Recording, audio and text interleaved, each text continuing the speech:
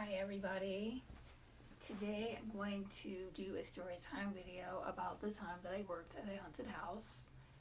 And this was years ago, so I don't have all of the details, but I was just retelling the story to someone in my life. And it was funny retelling it, but it was not funny experiencing it. So I don't know how I found this job. I think that I was just scouring on the internet somewhere, maybe Facebook, maybe Craigslist, maybe some other type of site, and I saw that there was a haunted house near me hiring, and I thought, oh, that sounds fun, that sounds interesting. And I read the job description, and the job description said that it'll be like from 7 to 12, which I think is like 5 hours, and it would be on the weekends only. Like, this started early, like way back in August. It started in August, and then it will go all the way up until the end of October. So for the months of August and September, the haunted house was only on the weekends, but then for the month of October, it'll be open like 7 days a week. It'll also expand into like more daytime hours for certain days, depending on how well it goes. So like that was gonna be the deal that I would work. That you can come in and you can talk to people, let them know your availability, and they'll work with you in your schedule, and you can work as little or as much as you want. And I like doing stuff like that. I like having control over my schedule and, being involved in fun things. So also, when I applied to this job, the job listing mentioned that it would be $25 an hour. And I'm like, $25 an hour, 5 hours, that's $125 a night, every weekend, for the next 2 months, on top of all the other stuff that I had going on. That sounded like the perfect thing for me. I had always wanted to work in a haunted house when I was a teenager. I've heard about other kids my age working in haunted houses and how much fun they had, so I thought, oh my gosh, this is going to be so fun. I have to do this. I have to apply. I have to this is my opportunity, because I never see any job listings for haunted houses ever. Usually if people get hired at a haunted house, it's because they know somebody that was already working in a haunted house, and that person kind of brought them along. But I almost never see any type of job listings for haunted houses. So I had to take my chance and go with this opportunity. So I applied to the job, and I hear back, and they give me the details on where to go, the time to meet. Just say the first, show up early. The haunted house opens at 7, but show up around 4:30, 5 o'clock, because they were gonna have a meeting. They were gonna have a orientation meeting, and then you needed time for hair and makeup and to get into all the stuff. So I arrived there early. I think earlier than what they initially told me to. I walked around the place. Also, this haunted house wasn't just a haunted house. It was part of this other thing that was I'm gonna be at the haunted house, but then people can go to the concession stands and buy popcorn. They can play games. It was kind of like a carnival, and the haunted house was a part of the whatever was going on. I don't quite remember. But yeah, that's the vibe. That's what was going on. So I thought, okay, cool, I'm gonna apply. I got there early. I explored a little bit, and it looked really fun. I saw people setting everything up, getting everything together, and I got to talk to a few people there, and it was just a really fun thing to do. So I get there, and I'm just kind of exploring, wow, this is gonna be so fun. I'm gonna love this. This is probably gonna be the best job ever. I was just really excited. I ended up running into another friend there. It was a photographer that I worked with a few years ago. He was there. He was also interested in the opportunity and thought it would be a fun thing. So we get there out with the other scare actors and stuff that had just been hired, and we're just chatting about stuff. I don't remember, but we're just doing little small talks here and there. So the guy that runs the whole show or whatever finally shows up. because he was running a little bit late. And then he just talks to us. He talks to us about, you know, the haunted house, the company that runs it, the history of it, and how it got started, and how they're like expanding all across the Midwest, and how they hope to like expand it to be like a whole like countrywide thing. But for now, they're just focusing on the Chicago land area and all of that, and just says like, hey, you're first of all, he says that one, like, this is the first red flag. First red flag is, hey guys, I know that the job listing said that the pay is going to be $25 an hour, but it's actually $25 a day. So if you want to leave, you know, that's fine. But I promise you it'll be fun. If you stay the whole night and you work a certain amount of shifts, then you get a bonus. And we'll get you guys some pizza after a couple of weeks. How does that sound? I was like, okay. First red flag. And, you know, he gets us talking. The second red flag was he introduced us to the guy that was in charge of, he was like a stylist. He didn't do makeup or hair or costuming or anything. He was like a stylist. So he was in charge of telling the scare actors, which is me and like the other people that have been hired for this event, what we'll be doing and where we'll be going, and walking us through like that whole process. Wait. So the guy that was introducing everybody, I'm sorry, I'm jumping all over the place, but he also said that in order to get paid the $25 for the day, you had to stay throughout the whole thing, and that included coming early for hair and makeup, coming about 2 hours early for hair and makeup and costuming and just styling, because it can be different every day. It won't always be the same characters, but also you also will be required to stay an extra 30 minutes to an hour or so to clean up. So instead of the agreed upon 5 hours, it was basically an 8-hour shift, because you expect to show up 2 hours before and then see an actor, and extra hour after. 3 plus 5, 8. So I was expecting to work for 5 hours and then just be there for hair and makeup for 2 hours, but then once they assign me my character, then it would probably only take about an hour or so. I wasn't expecting anything too crazy. So, okay, fast forward to this guy. That's in charge of the styling. This guy that's in charge of the styling, you know, I'm kind of like at the end of the line. We're kind of lined up horizontally. I'm kind of at the end of the line. He starts off down there. I'm all the way over here. And everybody else around me is getting something fun, something exciting. He's looking at people and he's going, oh, you're going to be a witch. You're going to be a vampire. You're going to be a zombie. You're going to be a creepy doll. You're going to be a clown. You're going to be, like, I don't know. Like he's assigning people different things based on how they look. And I thought, oh my gosh, everybody's getting such fun things. I can't wait to see what he's gonna say to me. Like, what do I get to be? And I wasn't ready. Y'all, I was not ready. You cannot make this up. Oh my gosh. Oh my gosh, oh my gosh, oh my gosh. Girl, oh my gosh. This is awesome. I love it. Everything about you. I love it. Oh my gosh. Oh my gosh, look at her. Look at her. I know the perfect thing for you, honey. The absolute perfect thing for you. We're gonna make you a drugged out zombie prostitute, like a dirty, filthy hooker. Like you just got done from a night out on the prowl. Your lipstick is smudged. It's on your teeth. It's a mess. Your mascara is running and your skin is falling off. You just finished with your last John for the night and you. And now you're back for revenge for a night on the prowl.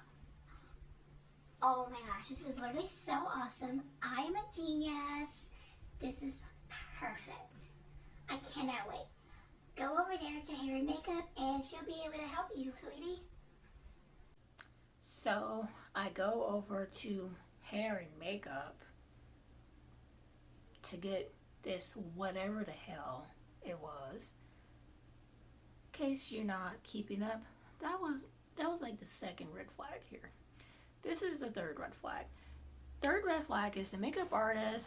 She takes one look at me and she's like, "Sorry, sweetie, I don't have your shade, but it's a good thing that you're a zombie. Am I right?" no. But anyways, so she has like 50 Shades of Beige, and then she has like special effects makeup stuff like the latex and the glue and all that stuff. And she puts this ashy ass dingy shade of beige on me. Not just my face, but like my neck and like my arms. I was wearing like a t-shirt and like shorts or leggings or something like that. I was wearing like a t-shirt and some type of skirt or pants or whatever. I'm not quite sure what I was wearing that day. But I know I was wearing like short sleeves because I remember her putting the stuff on my arms. I was like, oh, do I get to choose like an outfit? No, what you're wearing is perfect, honey. It's totally fine. It's perfect. I don't know what that was supposed to mean, but okay. I'm guessing that's a fourth red flag at this point. So she puts this ashy, dingy, crusty ass makeup on me that looks a hot ass mess. Not even like in a cool, creepy zombie type of way. It just looked a fucking mess. Everyone around me looks cool. But I was the only black person in the room. I was the only black woman in the room. So yeah. There's that. You know how that goes. But everybody else around me looked cool. Like they had the best special effects makeup. Looked like they were about to go on a Hollywood film. And here I am over here looking a mess. And as for the hair, guess what she did with my hair? Can you guess? Everybody else around me, they had blow dryers, they had straighteners, they had the diffuser things, they had curlers, they had wigs. You know, they had everything you could possibly imagine. But as for me, she just like sticks her fingers in my head and just like shakes it and like messes up my hair. My hair was like blow dried and straightened at the time, so she just took my silk press and just perfect. I love it. She put some lipstick on me, smeared it. Put some eyeliner on me, smeared it. Put some mascara on me, and then like sprayed me with water and like made the mascara run. It didn't even look bad in a cool way. It just looked bad. I didn't take any pictures because it looked awful. So I don't even know how many red flags we're at. I'm just gonna count it at 6. We're at 6 red flags, okay? So the show is starting soon. Everybody's getting their places, and they're telling people where to go, and they're assigning people with, I don't know what they're called, but they assigned the scare actors with another scare actor, and one of the scare actors had a walkie-talkie, and they can communicate with people in the higher ups who were responsible for coordinating the whole thing and putting it together. And they put me with this one girl, and she had a walkie-talkie. So I was in one section and she was in another section, but we were like together, like within arm's reach of each other almost. So I assume my position. I'm hiding in like this corner, you know, with dingy blue lighting. Dark blue lighting in a dark room already looks terrible on black skin like mine. Already, but it looked extra terrible with that makeup she put on me. So that was a choice. That was a choice. So I'm gonna say that's the seven red flag. So I get assigned with this girl and I go assume my position. And guys, I'm scaring people. I'm hiding behind like a coffin and I'm jumping out of people and people are getting scared, but then they get confused and then they get concerned. Like people are just like, I jump out of people, boo. They're like, ah, wait, what are you supposed to be? Sweetie, are you okay? Do you even work here? Like, what's going on? Like, I kept getting reactions like that. Like, people were scared, but then they were confused, and then they were concerned. And they're like, do you even work here? Like, what's going on? Are you okay? Do you need anything? Do you need help? Do you want me to get security? Like, what's going on? Like, people were freaking confused. And then I was sitting there looking stupid. Like, I'm a zombie hooker. Like, what the hell is even that? What the hell is even that? And there's no shade, there's no offense to any sex workers out there or anything like that. I just felt like that role wasn't appropriate for a haunted house. Like, I could have been a witch, I could have been a vampire, a creepy doll, a regular zombie. Why do I have to be a drugged out zombie prostitute with this whole effed up backstory about me working on a John, being on the job, and coming back as a zombie to seek revenge? Like, that doesn't even sound cool. Like, I swear, it just sounds like a racial microaggression. I don't know how else to explain it, because how do you look at everybody else and it's like zombie, witch, vampire, creepy dog, creepy clown, possessed, and then give me this whole effed up backstory about how I was unalived and coming back for revenge and undead and all this other stuff. Like, nobody else had that kind of messed up backstory. Like, it was just simple. Vampire, witch, zombie, possessed, creepy dog, clown. You know, whatever. But I have to be given that effed up backstory. So, yeah, there's that.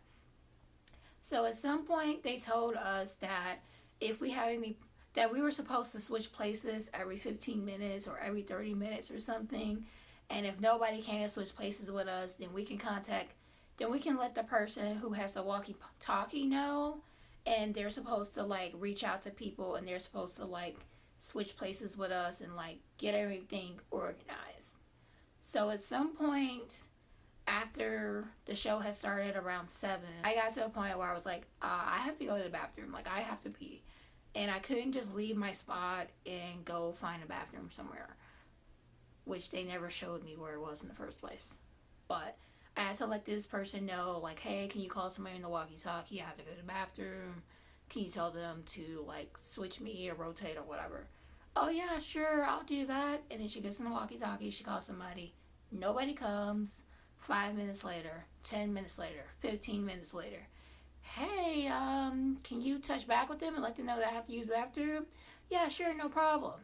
This kept going on for, like, at least an hour or so. And then at some point, my stomach actually started hurting. So I told this girl, hey, my stomach's hurting at this point. Can you let them know that I'm not feeling well on top of having to use the bathroom, and tell them to figure something out?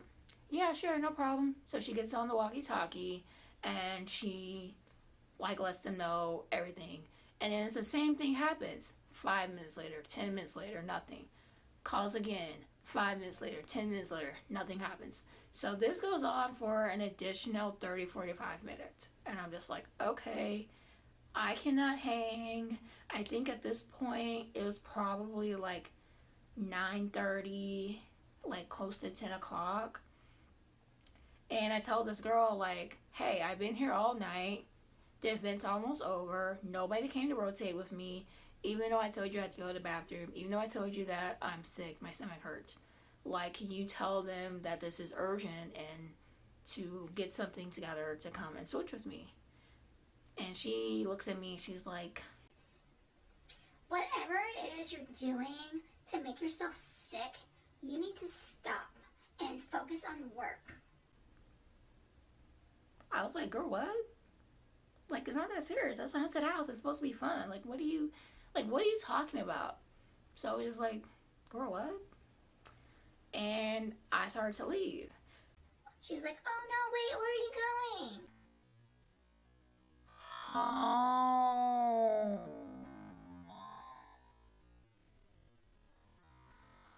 Well, if you leave before the end of the night, then you won't get paid. I don't care anymore. I just want to go home. I'm not having a good time. This whole evening has just gotten progressively worse. I just really want to be done with the whole thing. So I leave. I start to go find a bathroom. I'm not sure if I even found a bathroom or not. And this was so long ago that this was before Uber. And it was too late for me to take the train home. And it was too dark outside. So I had to Google a cab company and ask them if they accept credit card and if they would agree to pick me up. So I had to call different cab companies and ask them if they accept credit card, if they could come pick me up. And I let them know where I was and what was going on. So finally, I'm able to find a cab company to come pick me up. And then I run into my friend I told you about earlier, and he's just like, hey, where are you going? What's going on? Like, you okay? And I told him, I'm just not having a good time. I want to go home. They're not even paying what they said they were going to be paying. And they're demanding way too much out of me. I don't feel good. It's not worth it. I just want to go home. Bye. Like, you can just tell them I left. Like, I don't care what they think or what they got to say about it. I just want to go home. So I finally found a cab that would agree to allow me to pay with a credit card, because back then most cabs accept cash only. Then gradually over time, there would be select companies that would accept credit card, and they had to have the credit card machine. So I had to call around to make sure that I had the right cab that would accept credit card. And the cab finally picks me up, and I'm like, hey, do you have a credit card processing machine? Because I've had experiences where I've called cabs, asked them if they accept credit cards, they say yes, they send out a cab, the cab's cash only, and then the cab gets rude with me, and I didn't want to deal with that. But yeah, I went home, counted my losses. Yes, it was a waste of time. Yes, it was a waste of money, but at least now I know I don't want to work in a haunted house again. And another reason why I didn't want to go home on the train is because that girl messed up my makeup. She messed up my hair. I looked crazy as hell. Like, not even in a cool, oh, you must work in a haunted house kind of way. I looked like something was actually wrong with me. And I'm like, I'm not walking around looking like this. Can't wait to go home, take a shower, get all this off, and just count my losses and be done with the whole thing. But yeah, like, that is the time that I worked in a haunted house. I hope you guys are entertained by the story. If you work in a haunted house this season, I hope that you have fun. I hope that you enjoy it. I hope that you don't encounter any of the crazy things that I've experienced. This was the first and only time I've ever worked in a haunted house. The time I worked in a haunted house is like, there's one time I got paid to like be a model in like some guy's band.